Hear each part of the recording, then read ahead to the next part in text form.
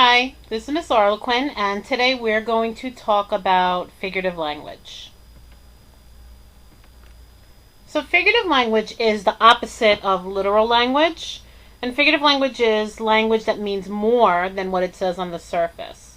In other words, when you look at a figurative expression, the words being used in the figurative expression are not exactly what the meaning of the expression is.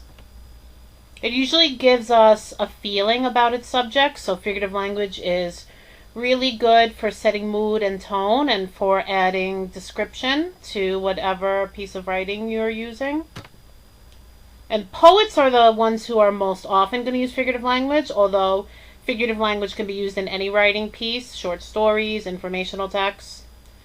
Poets will use it the most, and when you read poetry, it's especially important that you're conscious of when something is being said literally versus figuratively. If you ignore the figurative meaning, then a poem is going to end up making no sense at all.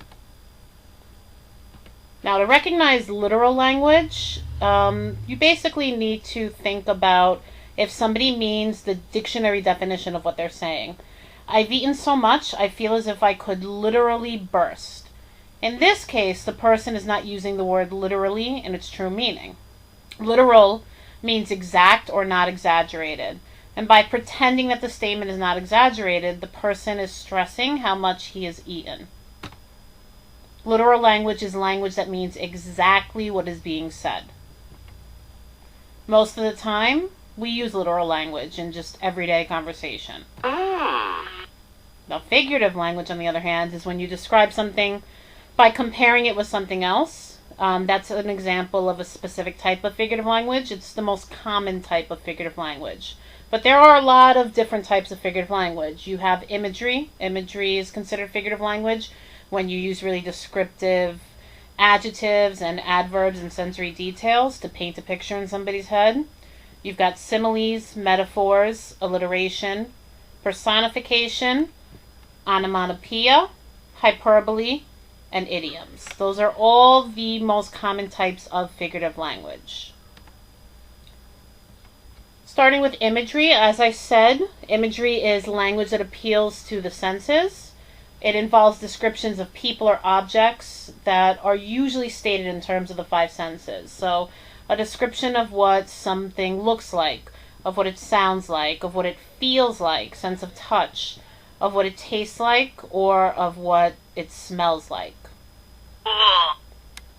Simile is a comparison. It's a figure of speech where you're directly comparing two unlike things. So you wouldn't compare an orange to an orange. That wouldn't be a simile.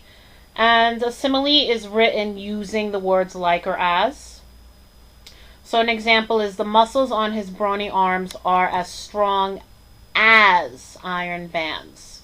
So in this sentence, the muscles are being compared to iron bands. And this gives you an idea of just how strong he is and a picture of what his muscles actually look like. Metaphor, on the other hand, is pretty much the same thing as a simile, except in the way that it's written.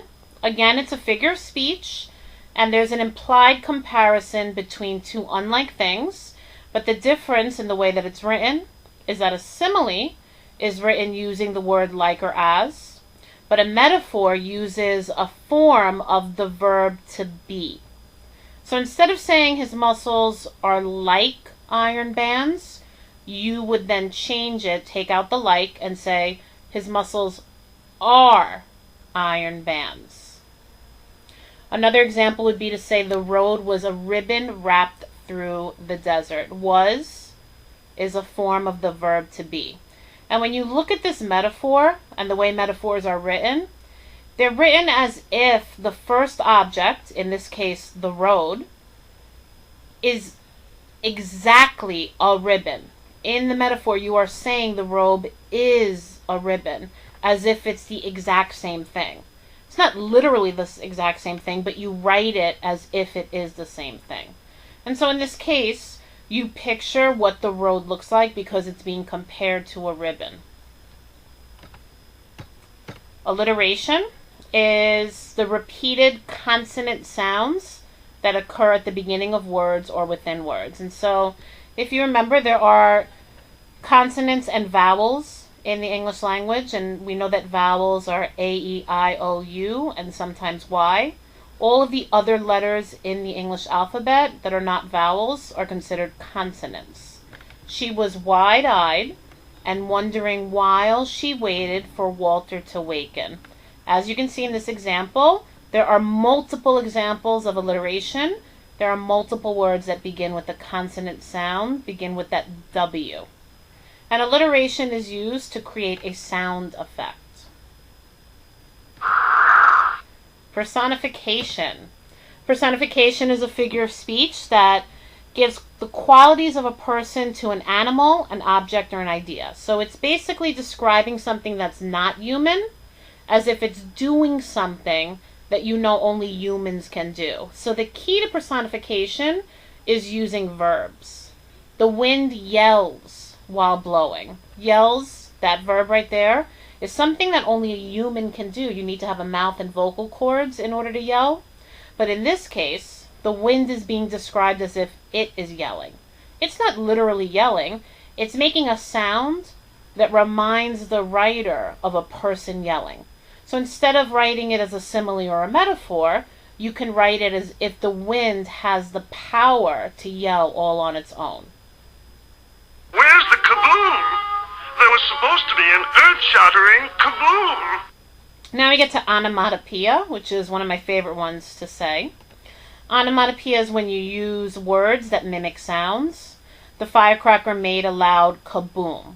So this is a very popular technique to use in comic books, especially superhero comic books. The old Batman TV show was famous for this. Words like bang, pop, those are all words that sound like the sound they're describing. And so when you use that technique, again, it's a sound technique. It's onomatopoeia. Hyperbole is an exaggerated statement that you use when you want to emphasize something. You want to make it sound bigger or more extreme than it is. So you're heightening the effect. And you don't mean to mislead the person when you use hyperbole. You're just exaggerating and emphasizing in order to really make your point. So like when I say I'm so hungry I can eat a horse. I don't literally want to eat a horse. I'm just trying to convey to you just how hungry I am. I'm extremely hungry. She said so on several million occasions. Okay, again, she didn't say it a million times. I don't even know if a person would be able to say something a million times throughout their entire life. It's hyperbole, you're exaggerating, but she wants to let you know just how often she had to say the same thing to somebody. Usually a wife has to say things a million times to their husbands, because we know husbands don't listen.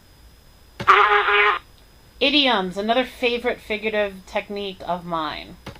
Idiom, or an idiomatic expression, is an expression in one language that cannot be matched or directly translated word for word into another language. So idioms are actually really hard to learn when you're learning a new language. You really just have to learn them through experience. There are many, many idioms in the English language. Saying somebody has a bee in her bonnet, it just basically means that that person is obsessed, they're upset about something. And if you literally translate that into another language, they're not going to get the meaning behind it. They might literally think that you're describing somebody who has a bee in their hat, but that's not what you're saying. Okay, so now it's time to practice what we've learned. Log into your Edmodo account and you will find a practice quiz. Please make sure that you take it before tomorrow's class. Good luck, and I'll see you tomorrow.